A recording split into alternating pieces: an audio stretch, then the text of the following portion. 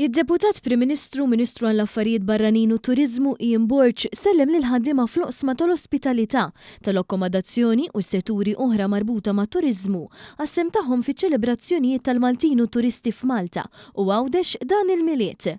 Fil-fatt lejliet il-miliet id-Deputat Prim Ministru żar lukanda ewlenija f'San Ġiljan sabiex jiltaqa' ma' wħud mill-impjegati tagħha u sabiex irotħar lil ħaddiema għall-impenn tagħhom waqt dawn il-btajjel.